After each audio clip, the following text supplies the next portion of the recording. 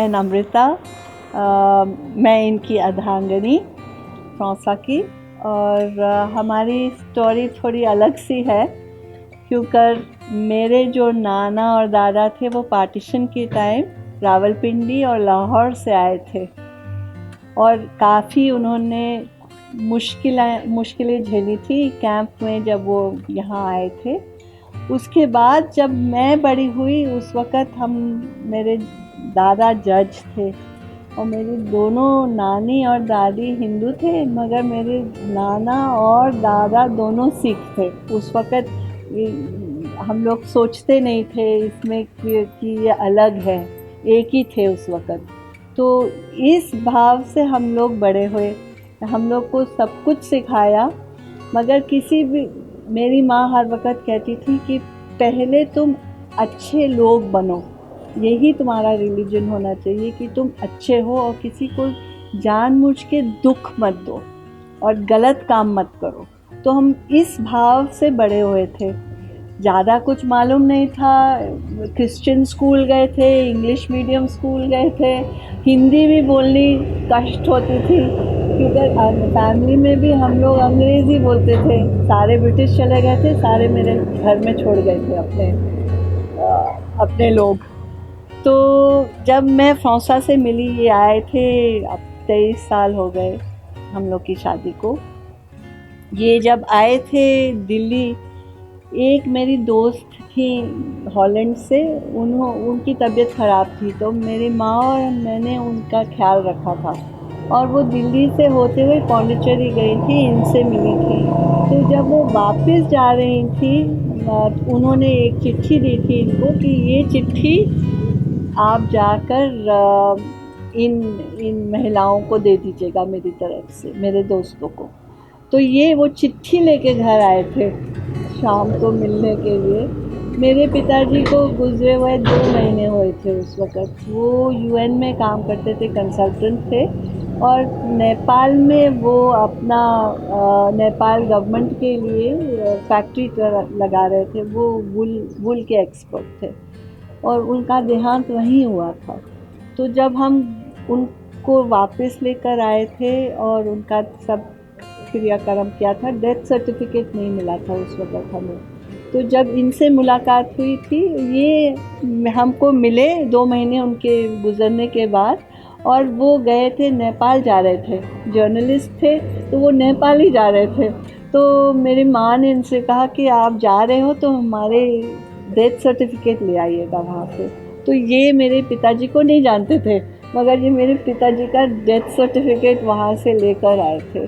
और अब तो कह सकती हूँ कि उस वक़्त तो कुछ पता नहीं लगा, मगर 3 महीने के बाद ही हमने डिसाइड किया हम शादी करेंगे। हम अप्रैल में मिले थे, जून में हमने डिसाइड किया शादी करेंगे और अक्टूबर में हमारी शादी हो गई। तो हम हर वक़्त कहते हैं कि हमारी अरेंज शादी थी, क्योंकि हम एक दूसरे को जानते तो नहीं थे, मगर ये था कि हम एक दूसरे के लिए हैं।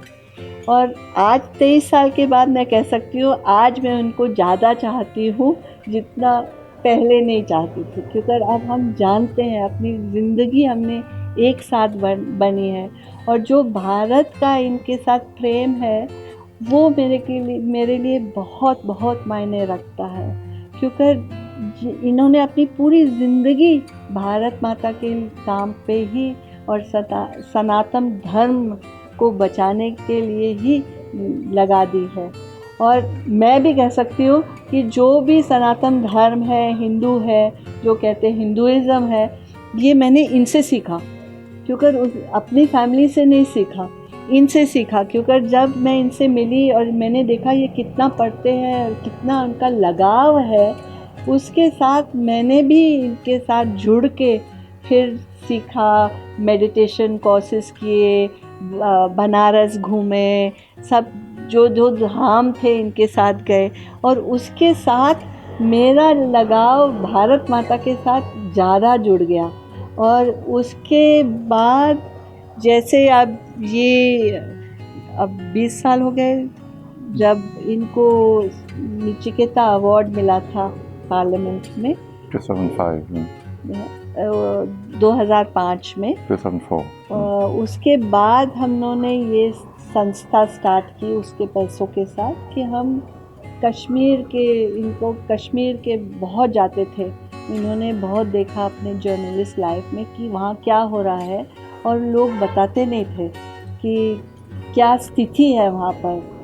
तो उन्होंने कहा कि इस पैसों के साथ इस संस्था को स्टार्ट करके हम पहला एग्जीबिशन कश्मीरी हिंदुओं के करें। तो कश्मीरी हिंदुओं का लेकर हम आगे बढ़े। तो उसके बाद का वो पूरा एग्जीबिशन जैसे इन्होंने बताया ही पूरे संसार में घूमा। इन्होंने बहुत सारे पार्लियामेंट्स में दिखाया। उसके साथ थोड़ा थोड़ा लोगों को इंटरेस्ट होने लगा हिस्ट्री में और हमने दूसरे एग्जीबिशन स्टार्ट किए इतिहास पे, क्योंकि हमें लगा कि इतिहास जो है हमारे बच्चों को अच्छी तरह से नहीं पढ़ाई जा रही है। जो ब्रिटिश छोड़ के गए हैं, जो मार्क्सिस्ट ने लिखा है, हम बस वही उनको बताते हैं। तो हमारी यही कोशिश थी कि आने वाले पीढ़ियों में जो इतिहास यहाँ दिखाएं उनको सोचने पे मजबूर करें कि जो टीचर लोग कहते हैं, जो किताबों में लिखा है, उसमें थोड़ा सा अपना दिमाग लगा के थोड़ा डीपली जाए कि सोचें कि हमारी संस्कृति क्या है, हमारी इतिहास क्या है। तो ये म्यूज़ियम का यही लक्ष्य है कि हम थोड़ा अपने आने वाली पीढ़ियों को हिंदुइज़्म और हिस्ट्री के बारे में दूसरी तरह देखने के लिए मजबूर करें। मतलब इन्होंने अपने आप को हिंदुइज्म को समर्पित कर दिया। बिल्कुल, बहुत सालों से। Briefly. They have this expression better half. She's my better half actually, but it's a interesting combination is that I'm the one who pulls, I'm the one who initiates, I'm the one who likes adventure, likes exploring. She doesn't like new things. But I keep saying, oh, let's do this, let's do that course, let's start a museum. And initially she's reluctant, but once she's into it, she's better than me. Actually, she has I have the mind of a Frenchman, super active, always going around. She has a better mind.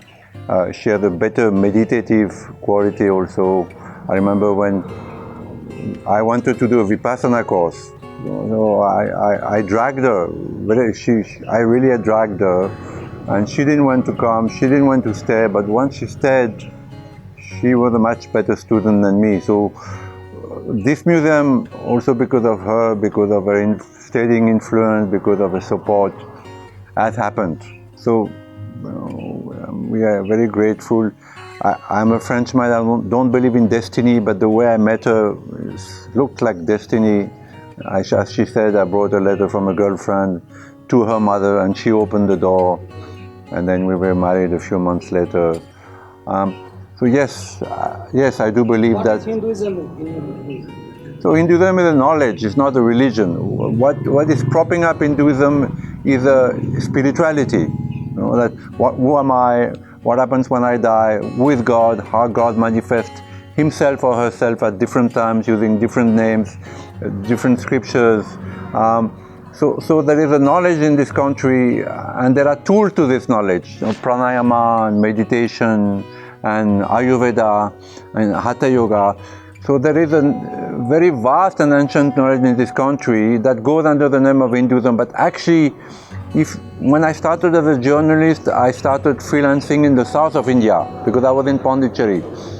So I found that the people of India, the simple people of India, a Frenchman thinks I have to be good, I have to do charity. But these people in the south of India, they had it in their genes. I accept you, even though you may be a white man, you may be a Christian. I understand that God is everywhere. So I understood in my first years of freelancing that this knowledge is in the people of India, in the simple people of India. They have it. So for me, Hinduism is the spirituality which is behind and propping up Hinduism. So why you are working for Shivaji Maharaj? So Shivaji Maharaj is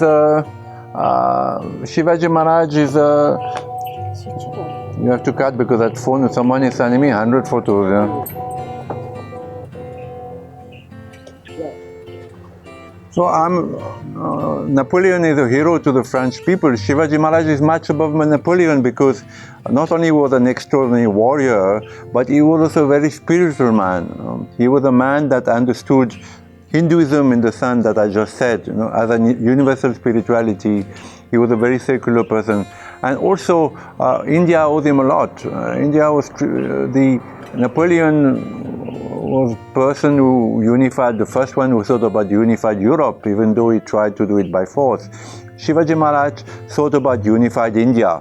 He thought that India was one. At that time, there were so many kingdoms and so many invaders, and so he understood that India was one, and there was something in every Indian that united them. And every saint, from Swami Vivekananda to Sri Aurobindo, so many others have said the same thing, that India is one. This is my experience, and I'm a defender of India. Before being a defender of Hinduism, I'm a defender of India from an economic and geopolitical aspect, because I believe that compared to China, India is a much safer place for Western investments, and because of this geopolitical situation with Tibet and Kashmir and Indonesia and Afghanistan, so India is at the crossroads of so many civilizations, and she can be the power that the West uses to stabilize this part of the world. So I'm a defender of India first and foremost. Thank you very much. My pleasure. Thank you.